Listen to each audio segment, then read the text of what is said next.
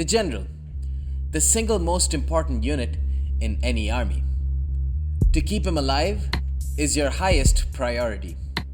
To use him effectively in battle is an added bonus.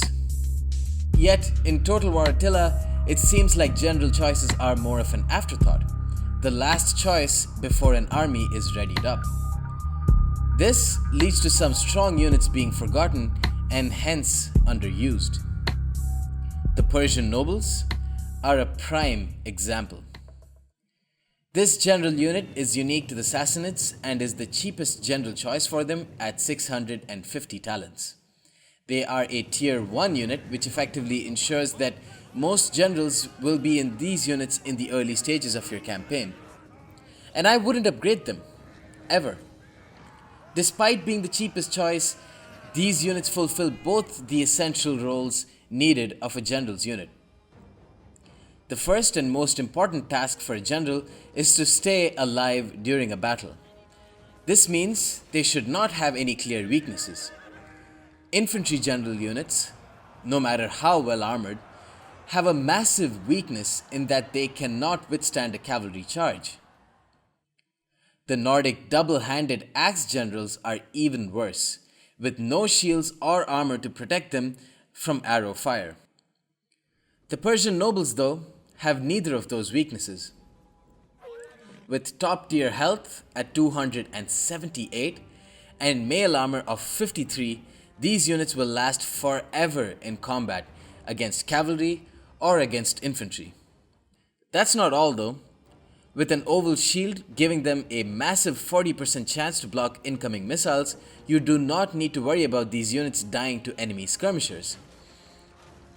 What makes the Persian nobles invaluable for the Sassanids though, is that the two other general choices, the Sovereign Sardar and the Spabed, both have much lower armor at 27 and no shields, and thus no chance at all to block missiles. That's one of the two tasks of a general unit taken care of. If you are looking for a general that is tough to kill, you need not look further than the Persian nobles. But how do they fare at killing units? The Persian nobles are heavy melee cavalry, which provides them with much needed mass on the charge. This offsets the rather low charge bonus of 43 that these units have. With melee attack of 29 and a mace that only inflicts 25 weapon damage, 5 of which is armor penetrating, these units don't seem to be great killers on paper. We should be thankful to the general state of Total War Attila then for making melee cavalry so strong.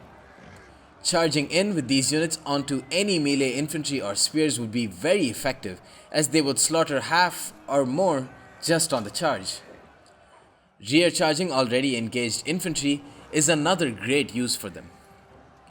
Finally, with their high armor and great shields, they can be very effective at charging and killing enemy skirmishers, unlike, say, Sassanid shock cavalry, who will get shot to pieces in doing so.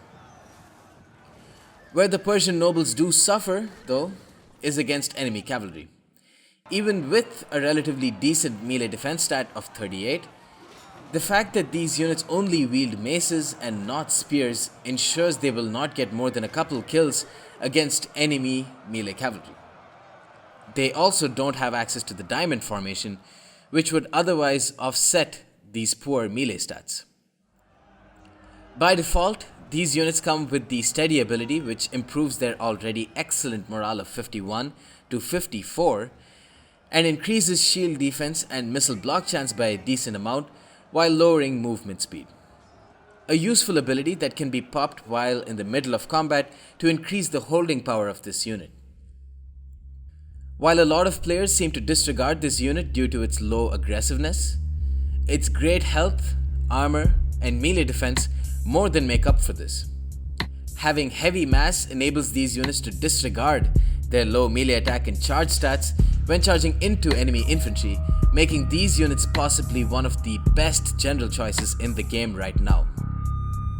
Recommended upgrades 0 to 3.